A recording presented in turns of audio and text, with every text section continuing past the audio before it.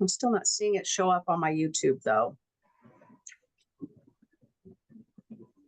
Maybe I should go into your YouTube and see. I don't see it at all.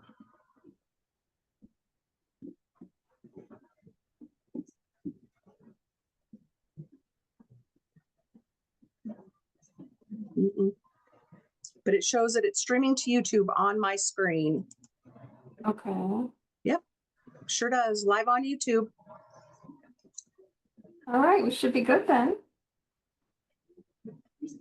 All right, well, we're going to get started. If not, it'll be another podcast episode. There we go. Okay, well, welcome, beautiful souls. You're turning into a very special live stream or YouTube episode on becoming your own healer, brainwaves, chakras, and inner alchemy. In today's episode, we're diving deep into the subtle technologies within your brainwaves, chakras, and creative energy to help you turn overwhelm into creativity, clarity, and stored trauma into embodied light. I'm Leann Herron, a transformation coach for women. I am a passionate advocate for women's health and empowerment, specializing in helping women break free from the cycle of overgiving and the stories that keep them stuck. My co-host, Lisa Anzaldua, is a holistic psychotherapist, spiritual coach, and neurodiverse couples counselor who is transforming lives with her deep integrative approach to healing and personal power. Lisa specializes in helping clients heal trauma, navigate neurodiverse relationships, and resolve generational patterns. So, Lisa, why don't you get us started with how theta brainwave states and imagination can become sacred tools for healing? Okay. Yeah, so I believe that, and I think this is the truth, we have been equipped with tools, technologies within our own mind, body, spirit complex that we can tap into, utilize in an effort to resolve past occurrences that kind of keep us stuck in patterns, as well as the coin word here is manifest and generate and create a desired reality for ourselves. And one of those tools is one is active imagination, the ability to imagine things forward in time, back in time, and forward in time. The also brainwave states, and it's this tied to the nervous system in large extent. But there are several brainwave states. Theta and alpha tend to be the most effective brainwave states for accessing. So, for instance, theta is the brainwave state we are in as we're waking in the morning and as we're dozing off at night. This is the brainwave state we are mostly in our early childhood up until especially from birth up until about 7 years old. And it's the brainwave state that allows for us to absorb information. And then there's the alpha state, which is slightly faster frequency. And this state allows this ability. So with theta, we can access the subconscious mind, and then we can also access the supraconscious mind. And I'll talk a little bit about that and the importance of accessing both. And alpha state is the ability for active imagination to come online. And it allows for deep resonance with that which we are imagining in our mind's eye on an emotional level.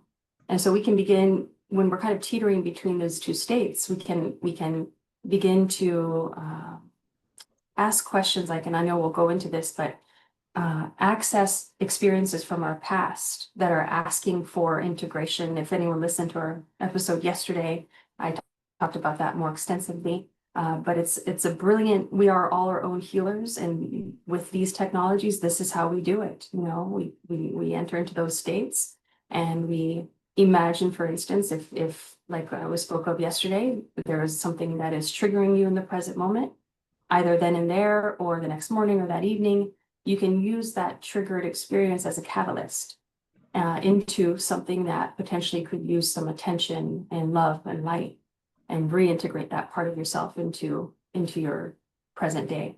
And so that's the importance of that specific question that you asked. So when I think about it, I think about the ability to like really visualize myself feeling safe and empowered and whole. That's my forward thinking, my forward visualization. And then also to like rewire, maybe limiting beliefs to really channel into seeing myself in my future and where I am and whole, like I said, and complete. Yes, beautiful. Yeah, right. Yeah, and it's I like how you mentioned both kind of simultaneously, because oftentimes when we go to the past experiences or heaviness in any capacity, whether that's you feeling like, oh, I think I'm stuck in a repeat pattern because of a belief. This introspection, I must believe, or potentially this is part of the introspection process, is potentially I believe I don't deserve love, money, whatever the challenge repeating pattern is, where there's the experience, the idea that there's lack. You can begin questioning that. I wonder if it's that I don't believe it. I'm lovable enough, or I'm worthy. So then, those are opportunities then to then enter into that state and ask, what does that feel like to not feel deserving of sustenance? Okay, that feels like this in my chest. And what is, I know that has to do with the present moment, but was there a time that I ever felt that in the past? And you kind of work your way to sometimes, and it's ineffable, sometimes there isn't a very vivid or specific memory, but it's sort of this felt sense. Yeah, I think the environment I was raised in potentially, this is just an example, sent the message that there's always going to be the possibility of things taken away from me, or there was this impression that whenever I'd feel full and sustenance and safe, it would be I would do something wrong and I'd get into trouble. So now I've attached those two, I've linked those two things together. You have all of these amazing discoveries about yourself in these states. And then those then lead to what you're wanting to pull in and magnetize and step into and become and embody in your future self, which is someone who feels safe and secure. And what is safety and security? Where does that live within me? How do I know I'm safe and secure? And then this is where I'm talking about the super conscious, because then we get kind of these downloads, from a higher intelligence, our higher self, that then is sending this message to you that is expressing that the safety is right here, right now, where you are, wherever you're at, right here and right now, you're perfectly safe. So it's this kind of this. It's all one spectrum, right? Because it's not like there's the divine self and then the human self. And, the human self is part of the divine self. So it's more of a consciousness spectrum that we can teeter between the two and have this beautiful dialogue with one leading to the other. Another thing that I know that we had wanted to talk about, which probably is one of my favorite things, is in regards to our chakra system. And I know that a lot of people think that's woo-woo, or they don't believe in it, or they don't know much about our energy body. But it is something that I work with a lot. I work with it on myself. I work with it with clients. So if you could talk about like the chakra system as a map of consciousness and how we can learn to read it. Because I have really learned how to go, oh, okay, I know where I'm off and what my body is trying to tell me. So if you could talk to other people so that they can learn something about that. Yeah, so I know it's hard to sometimes, and this was true for myself and maybe for others, it's hard to, because we think, okay, so there's colors and there's energy, and what does that actually mean? Like what? So maybe I can express it in a way that I would say, think of it as states of consciousness. So we know that we're the state of consciousness of fear, that felt sense, that nervous system kind of dynamic of fear, the thoughts that then circle around that state, that's one state of consciousness. And if you think about, that's rooted in survival. So fear is rooted in self-protection, right? And so you could think of that, and I only say, let's just say I do want to correlate it with the common language around it. There's a reason for that. That is the root sort of center, root energy center. But you could just think of it, you could also think of it as, even if you didn't think of it specifically, it's important to know that where it is within the nervous system and the body itself, mapped in the body for various reasons. One is, I don't know if anyone, listeners are aware of the Kundalini experience, but it is this, the body is a vessel for spiritual evolution to be experienced in a physiological way, because we are here in this 3D reality in a physical body. And I only know this to be true because of experience with accessing these different states of consciousness in a new way, where you can feel the energy centers, you can feel them shifting, you can feel movement and energy in these energy centers. So there's a correlation to the physical body, but coming back to conceptually, okay, let's the states of consciousness. So we have that fundamental. Now, if there are challenges within the realm of survival and sustenance, and if fear is a primary, we all have these primary emotional challenges, which is, I can speak about for a long time, but let's just say one of them tends to be fear. Okay, so that is an indication, and if life is kind of demonstrating you, kind of bringing you back to this position of state of fear, it's an indication, let's say, that there's an opportunity for resolution and new perspective, or some sort of balancing within your root energy center. Yeah, so and then we work our way up, and we have the sacral. So by the way, each one of these is, when I say lower, what I mean is further from the truth that of our oneness.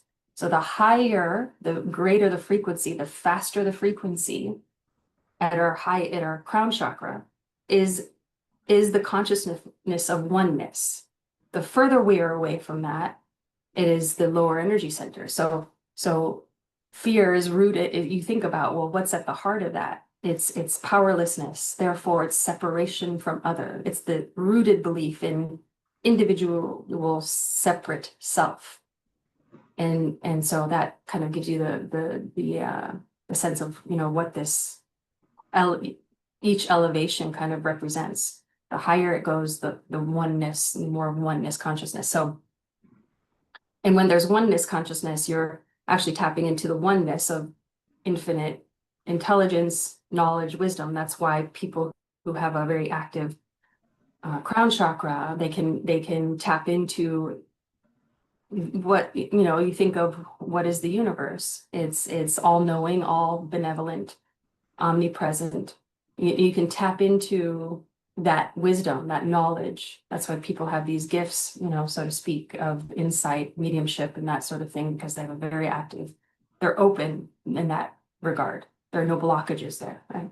These root chakras can't be blocked. The higher ones, there's no blockages, it's activation. So it's fully activated. So where am I going with this? I'm kind of teetering When you back and forth. you started at the bottom. You started with the root chakra. So the sense of safety and belonging, and how do you feel in your body, in the world, do you feel safe? So you're going to go from the bottom up as you're talking so that people march down directional. Okay.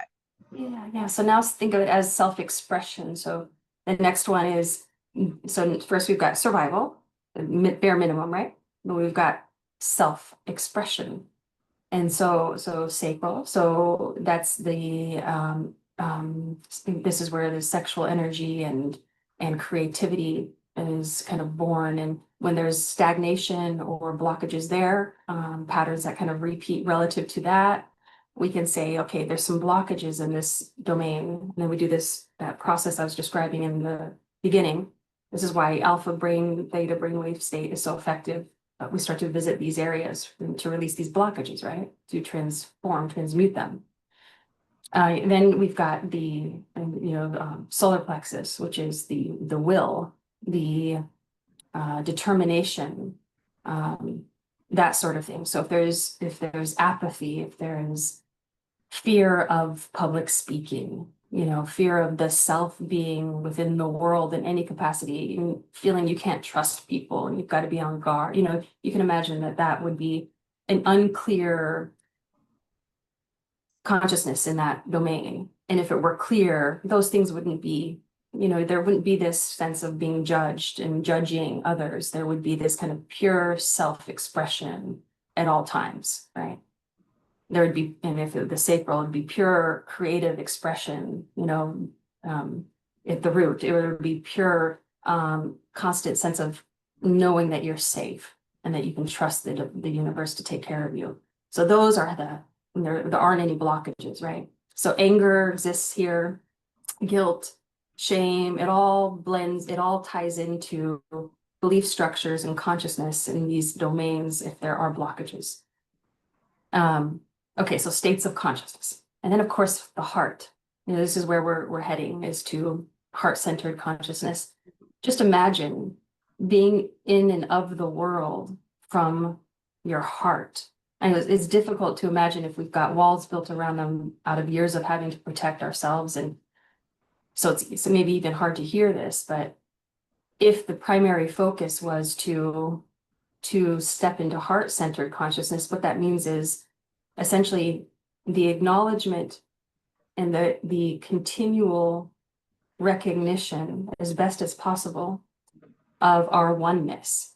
So if we know we are one, we don't act in the world in a way that is hurtful in any capacity to anyone, but to the best of our ability, while still honoring ourselves. This doesn't mean not having boundaries. It means also loving ourselves.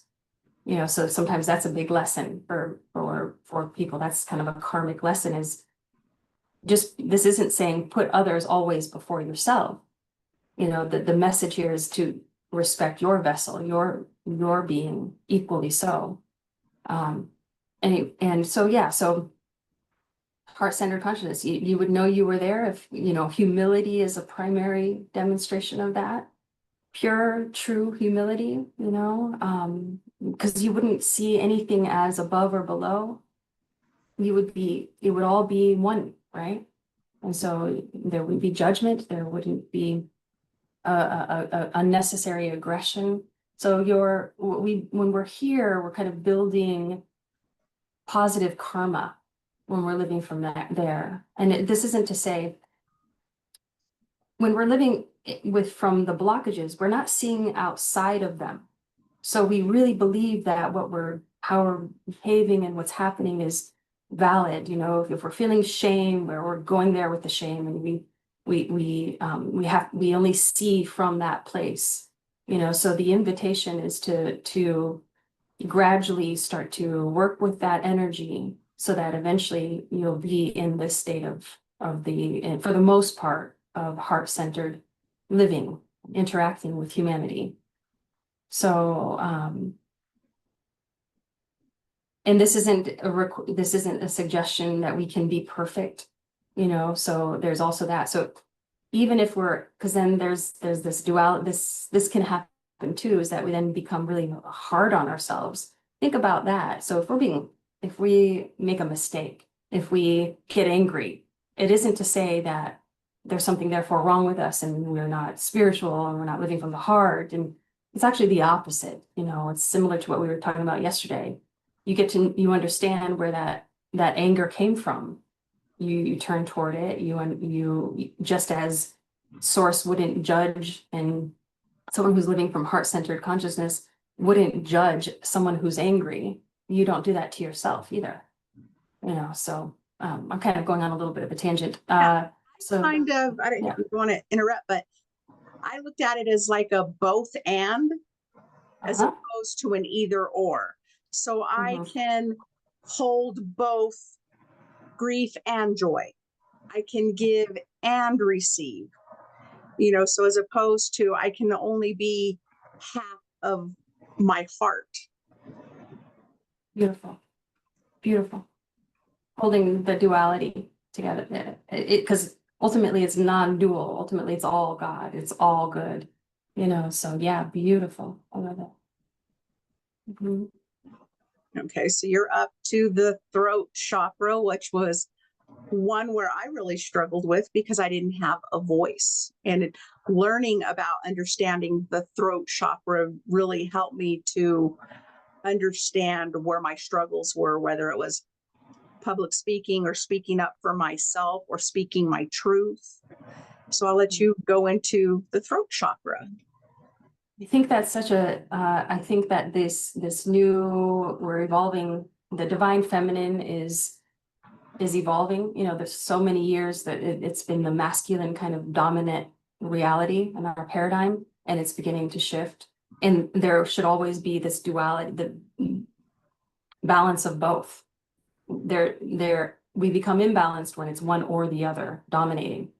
So it's not to overcompensate with the divine feminine, it's to reintegrate it back into the paradigm that's now more masculine. And with that said, it's deeply tied to the throat chakra, because part of that male dominated restriction for women, it was a restriction for women. It was the suppression of the self, the womanhood, the voice, the femininity, so it's very tied to self-expression and voice. And so it makes sense that you would have had that evolution in tying it to your throat energy center, removing the blockages within that energy center. Yeah.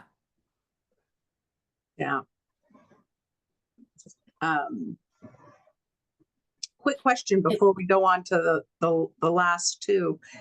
Do you use any kind of, other than knowledge and experience and education, for maybe working with an individual to test where their energy flow may be out of balance? I work with the pendulum, which is kind of my modality and I can use a pendulum for a lot of things. I can check my own energy sources. I can check somebody else's energy sources.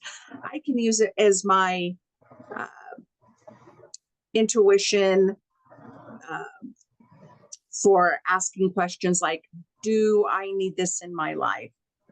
Is this something that I'm being called to? Do you use anything like that?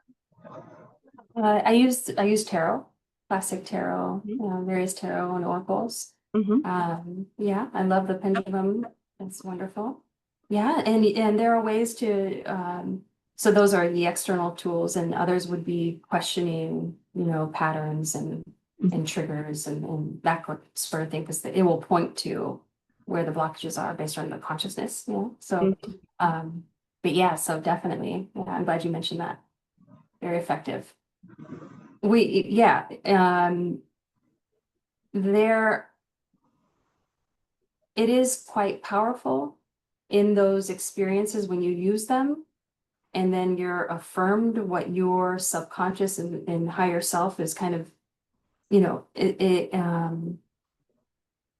it is powerful in the sense, I think for myself mostly, is knowing that we are not isolated random individuals kind of operating in a separate world, needing to figure it out from their little point of view. It's not that there is a presence that is bigger, whether it's our higher self or, you know, ultimately it's all one, right? So when I speak of this, I mean a being, an aspect of your consciousness that is being able to see from a higher perspective and see the bigger soul picture, lifetime bigger picture, but also soul, you know, lifetimes bigger picture, and send you guidance.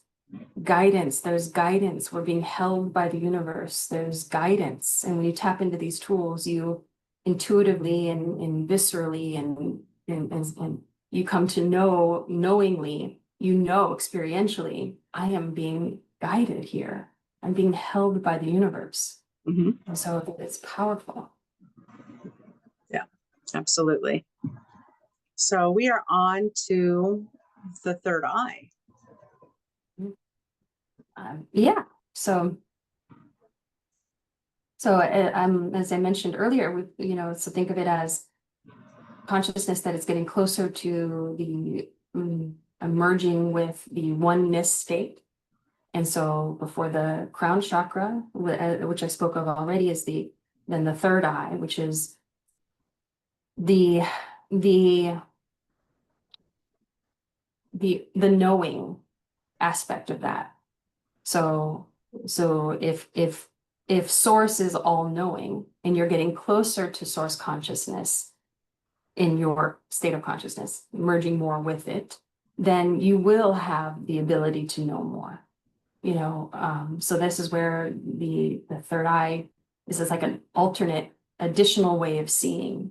It doesn't have to be visual seeing. It can be intuitive downloads. It can be felt seeing. You know, some people, this is where clairsentience abilities come online. Yeah, so it's the human vessel expression of that higher knowing will come forth in that consciousness is clear. And these are always clear. There aren't blockages here in these higher states. There aren't blockages, right? It's if those lower energy, I'm not going to speak of this now because there's two ways of seeing this. And if I go here, it'll start to get in completely different directions. So I'll leave it there. Helpful though, yeah. Yeah, for me, that's my, you know, am I truly listening to my inner wisdom? Can I see beyond that fear, see into possibility? You know, that's how I tap into that. Good. Yeah, see into possibility. Well said. Yeah. Yeah. Can you see the bigger picture here? Can you see the opportunity? Can you see how lucky you are? Can you see how, yeah, and then that changes it expands your perception where otherwise you wouldn't have seen any of it. You wouldn't have come to see it. I know I keep saying that word, but you said it beautifully. Yep. That's what it is.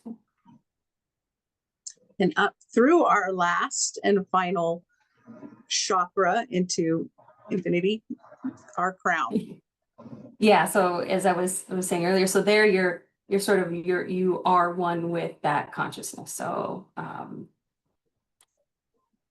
we in deep meditation, we can enter into that state. So here it ties to the brainwave states. Each of these kind of do tie to brainwave states. So beta, you're definitely in beta when you're in fear, and then there's at that state. So in that state, you're at gamma, where you are just one with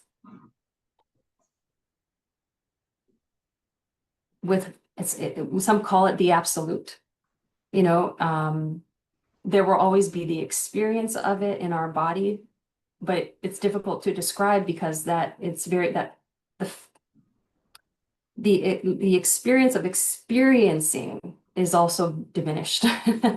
So that's why people have a hard time saying what that's like, you know, but it can be accessed in deep meditation, and spontaneously for some people. And that's just complete merger with source. Mm-hmm. You know? So it's indescribable, you know. Um, I had something on my mind and I think I lost it. Probably one, yeah, and if it was I just something know about that. when I'm, working with my pendulum, when I'm preparing for a meditation, if I feel like I am blocked in one area, it kind of feels this like ripple effect. And so, getting to where I'm recentered, truly listening, truly seeing my possibility, truly knowing that there is something greater than myself that is protecting me, that is guiding me, that is holding me, then all of that other blockage and chaos kind of calms down and I'm able to, release that negative energy into the ground and just let that consciousness hold me in where I am and what I'm feeling. Beautiful, beautiful, beautiful, beautiful. Yep. Yep. The next thing that we wanted to talk about, and this was something that was very fascinating to learn about through meditation, was power portals. So really like understanding this full portal that runs all the way through your body, to restore your balance and your energy. I will let you also take that and run with it. Okay, yeah, so yeah, it was just this isn't information I've gathered, but rather just a thought and that I had, and you and I spoke about it, and I think of so you mentioned the voice earlier. So I would consider the voice as a portal. And when I say portal, what I mean is activation of self-empowerment. Not the self-empowerment that we initially think of, which is that comparison self-empowerment. But I think I mentioned to you yesterday, and I'm going to try to articulate this. When I said, let there be Leann, meaning God, source, said, let there, or expressed in vibration, you, right? And so when I think of empowerment, I think of you crystallizing, you in the process of becoming fully you. And so and think about how the voice has such a is such a part of that. It's because there's power in verbalizing. Think about prayer. Why is prayer so powerful? You're verbalizing, you're using energy patterns, frequency. You're saying out loud to source and to your higher self. You're communicating, you're connecting through your words, through your voice. And so I do know that there's so much power in spending time. Here's this too. It's important. When we think about when something is fearful, the natural reaction is to quiet, to shut down, right? We become mute. So the opposite of that, when of course there are degrees, because then there's anger, and that can come out as verbal expressions of anger. But if you think about using, so the opposite of that kind of shut down state, freeze state, fear state, is to express, okay? And which is why anger is kind of right there when we feel most powerless. And if we go into freeze state, we can oftentimes then teeter into the active fight state, is because the voice is a force of power. And this is where we then express that way. Imagine now if you can, here's the invitation. In those periods where you feel to shut down, to flee or freeze, those are also divine opportunities to communicate with source. You know, it's kind of saying, I'm using my will to not let this shut me down. To, you know, if you're safe, if you're actually in a safe situation, right? So you can make that decision. I'm going to speak. I'm going to out loud, I'm going to walk or whatever, and I'm going to speak from where the creator is about who I am and what my life means. Not this darkness, not this. I'm going to verbalize it in the face of that temptation to shut down that. And I think that decision and that activity where you feel like you can't actually, it almost feels like you can't. It almost feels like you can't. And in that kind of the deepest, darkest, kind of fearful, to actually decide to do it and to start praying, meet God where he is, where the creator is. I don't want to say he, if could there, and communicate from that place where it's all complete and whole and good and safe and love, and start talking from that place about yourself and your life and your situation. That's to me a power portal, you know, because you're shifting that consciousness. You're here and you're going here, like through your voice, Mhm. you know. That's why Activating it's so hard to do in that moment. and Mm. resonance and Yeah, exactly. Hmm. And the other one is, you know, I think of sexuality, sensuality, you know, a healthy, and there's a lot revolving around this because there has been a lot of trauma, you know, in the past, in our history, particularly for women. And as I mentioned earlier, now this recalibrating and balancing of the divine feminine, divine masculine, there's lots of opportunity now to heal that. And in return to, you know, there's a reason why pleasure exists for our vessel. And there's a reason why trauma within that realm prevents one from being able to activate and experience pleasure.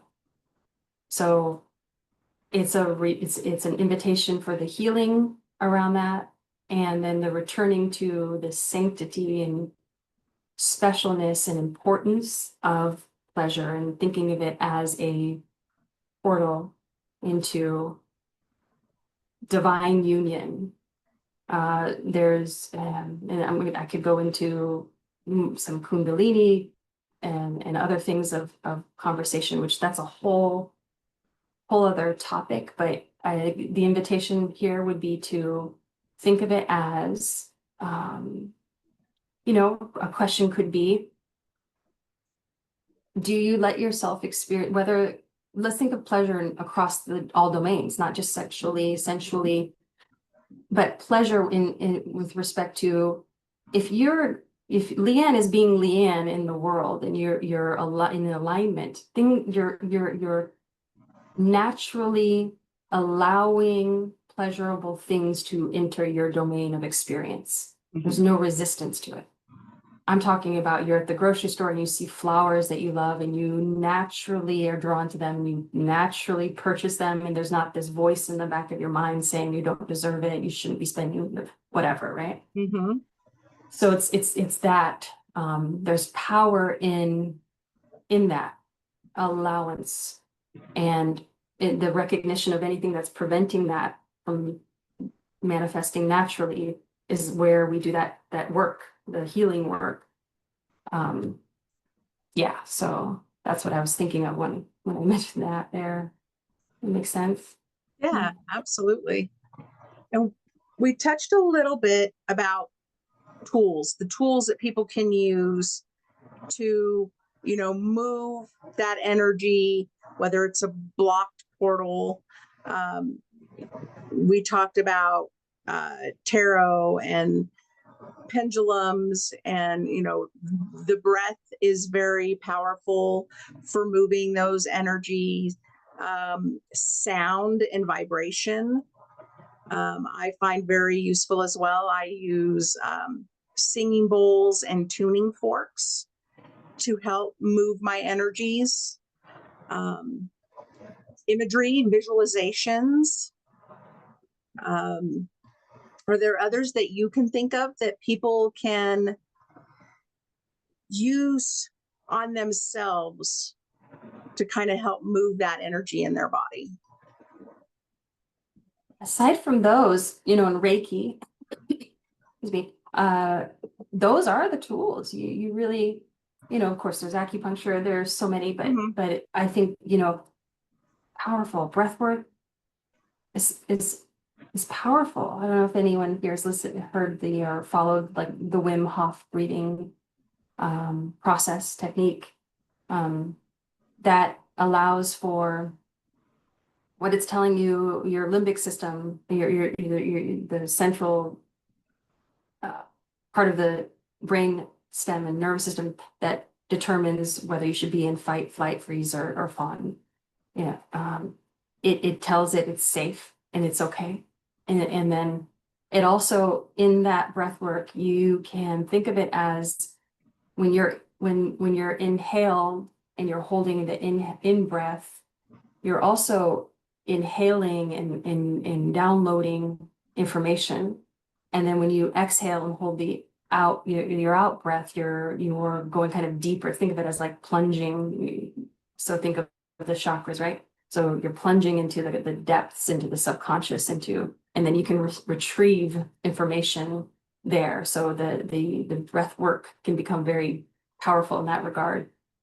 And I love that you said the singing bowls. I listen to those, and I hear that you also do them. And do you feel differences can you feel the energy moving? Absolutely. Absolutely. We're mostly water. So, and you can even like lay a singing bowl if you're laying down on, say, your stomach or your chest as you're playing them, and you can move your energy with that vibration. Amazing. Yes. Yes. So it helps kind of dislodge stuck energy, recalibrate your energetic fields. I love attending what they call like sound healing. So go and work with somebody that specializes in sound healing that can work with both the singing bowls and the tuning forks. And just to be in a room with like a community of people, because you can feel that communal energy all moving together. And it's just such an amazing experience. Amazing. Not sure why I haven't done it yet. And I love that you said that we're mostly water. Oh boy. You want to talk about that a little bit too, and how that's so powerful to keep in mind. And I can give just kind of one anecdote that I think could resonate. For sure. Okay, if anyone here has, and I apologize, I don't remember what her name is. And it's one of those things where you listen to something and it's so powerful, just that something sticks in your mind. And so here I am not giving you context, but I'm just telling you the nugget of wisdom. So I apologize that I don't have who said it, but it was on the Know Thyself podcast. Woman was there, and she basically studies the molecules of water. One experiment demonstrated that, this goes into a bit about us being in a holographic kind of world and fractal patterns. And so there's more here to unpack that would take us a lot of time. And I invite everyone to watch this podcast interview.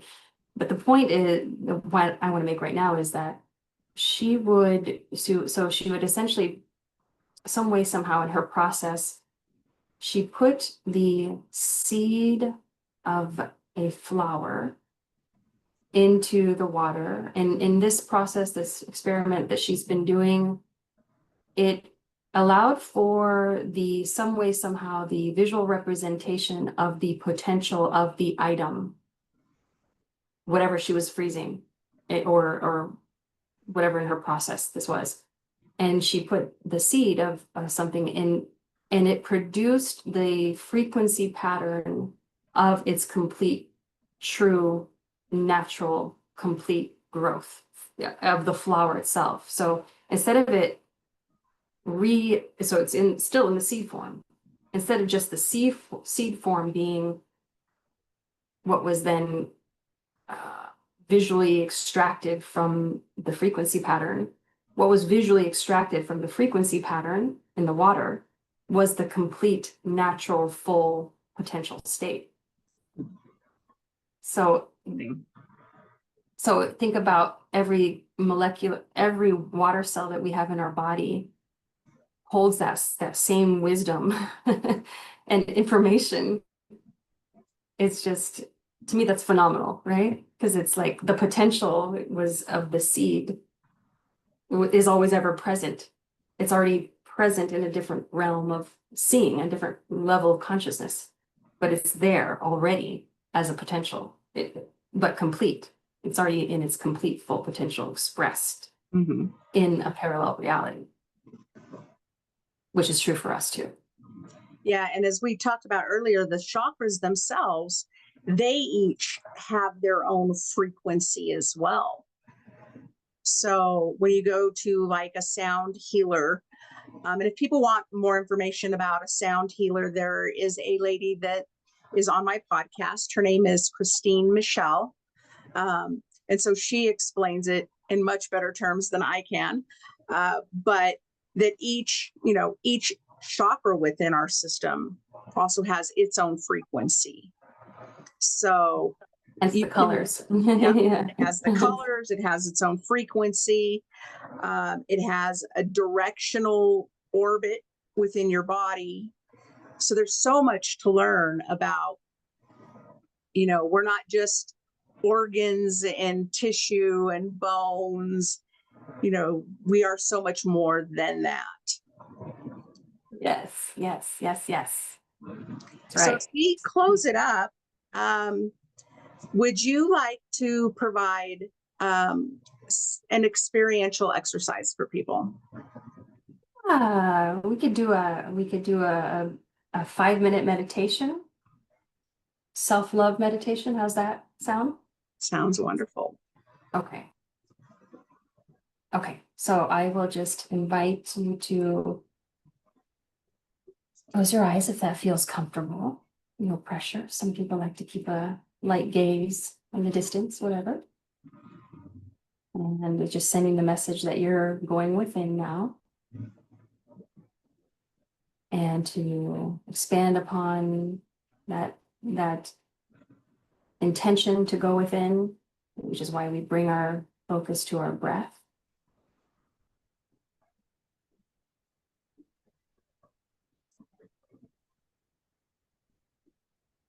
And then I'm going to have you start to pay attention to your exhale. And when I say that, I mean allow it to be very soft, smooth exhale.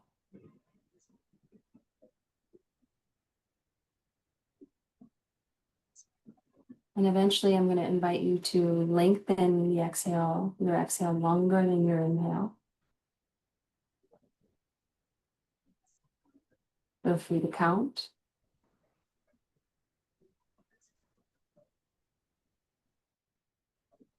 As you exhale and as you inhale.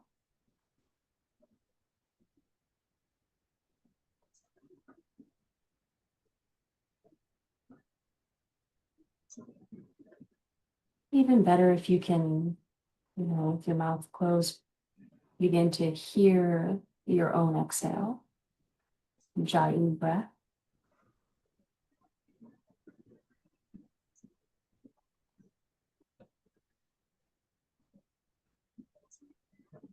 And gently press your tongue on the top of the roof of your mouth as you continue to breathe.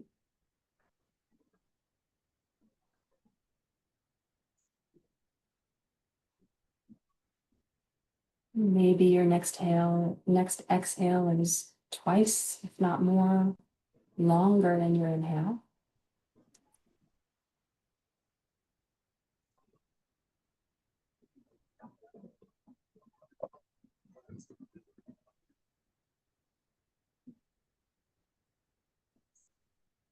And I'm just going to ask you to go on a visual journey with me.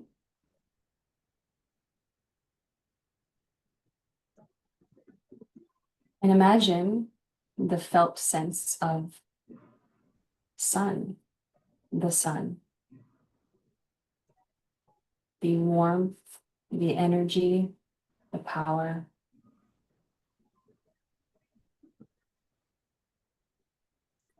Imagine merging with that, the essence of the sun, that warmth, energy, life force, power.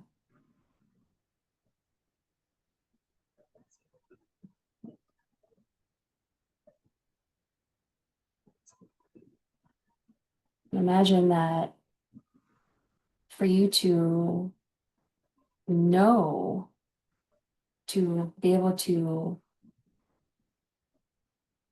understand, witness your own self, you're going to extend outward aspects of your being, just extending outward like a light ray.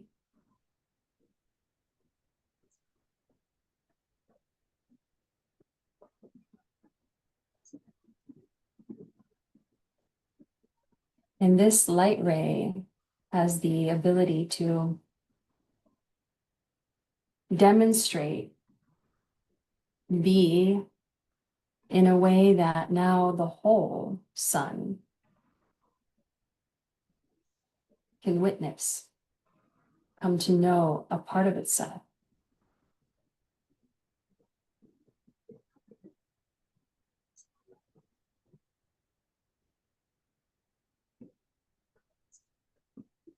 And just allow that natural expression of sun, your unique expression of light, of power, of warmth. Allow that just to settle in to your heart.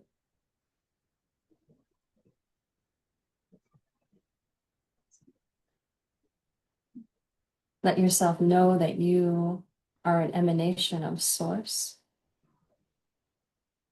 A very, very, very unique expression of the one. And the one is right here, is you. It is both. It is you and you are it in its entirety. And you are a unique expression of it.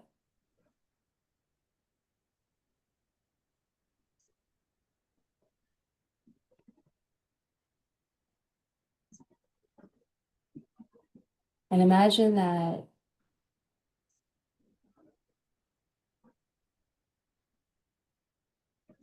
decide here and now that everything that you allow into your life that is good feels good and aligned is you demonstrating to source appreciation for your existence.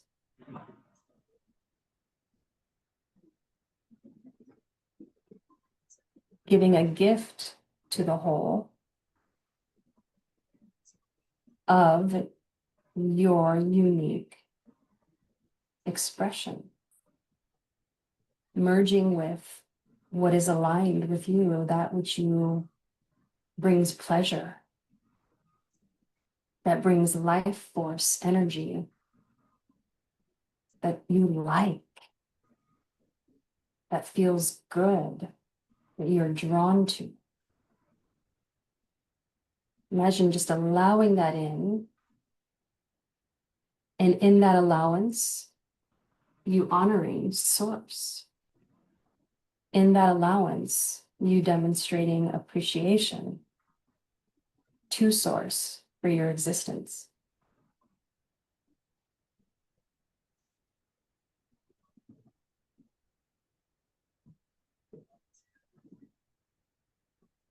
Just breathe into that truth.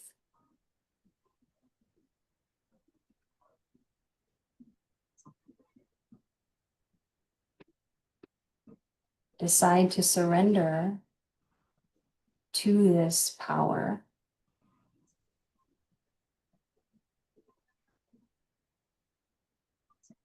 Experience any thoughts, any feelings around that feel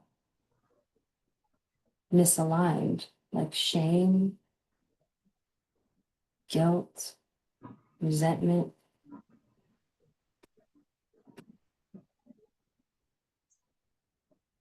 fear. Just know that you can surrender that to this power.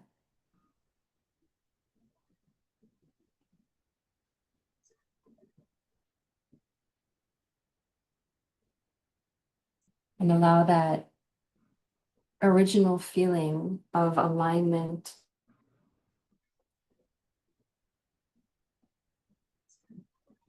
pleasure, self-expression to replace any of those other emotions.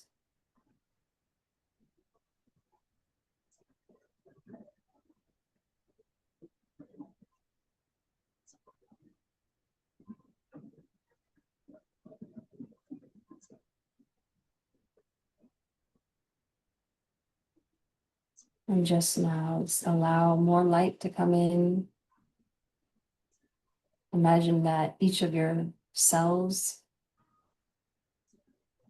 every part of your being, every system, every process,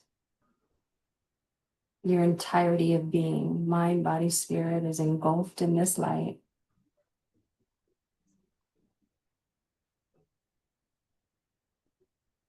And just take a deep breath in before you open your eyes when you're ready.